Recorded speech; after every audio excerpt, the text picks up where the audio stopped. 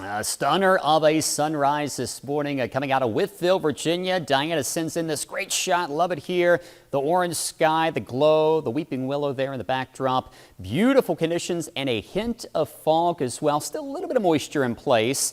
Not as much fog, though, as we saw yesterday morning. Temperature-wise, as we work our way throughout this afternoon, a little bit of a scorcher. Toasty temperatures. We're back into the 80s for most of us. A couple of spots right around that 90-degree mark, something we really haven't experienced that much of, at least here this month. And then some precipitation to talk about possibly this weekend, and then again as we slide our way into next week. High pressure just off to the south right now. That's the reason why we have all the sunshine. Stationary front off to the north, kind of separating that warmer air from slightly cooler air, which will begin to trickle in to our region as we head our way into Sunday. And that's going to be out ahead of a front, the same front that's going to be guiding this system, Gabrielle, a tropical storm out to sea, hopefully staying to the east of Bermuda. Still watching that one closely, potentially becoming a Category 2 hurricane as we head our way into early next week. And that's really about all there is out there right now in terms of the tropics. Still pretty quiet, as our weather's quiet as well. Great evening for some high school football action.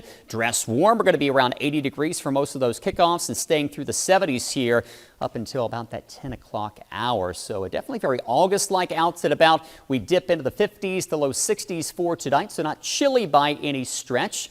As we work our way into tomorrow, increasing clouds coming in. Here come the east winds, and that's going to bank up a little moisture along the Blue Ridge, potentially squeezing out a couple of showers. High temperatures on either side of 80. Here's the overall setup, and with high pressure in New England, that's a classic flow, and you can start to see a few of those showers beginning to bubble up over the West Virginia mountains toward the afternoon. Best chance north of I-64 and then west of Interstate 81. Could see a few more of those developing as we slide our way into Sunday. Now a little bit deeper into next week, I do think we'll have some greater chances for some wet weather. So if you're venturing out to any of those fall festivals this weekend, perhaps catching a game, temperatures will be climbing into the low to mid 80s on Saturday.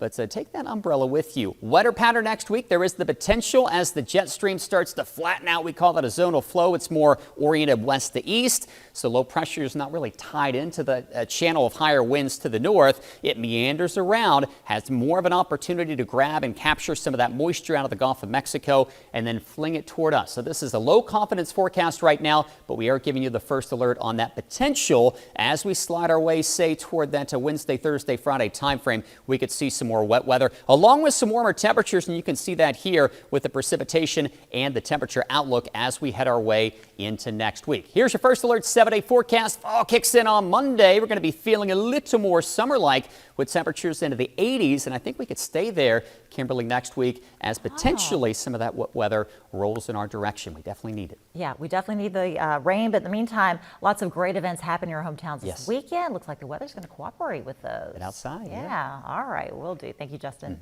Stay with us. We'll be right back.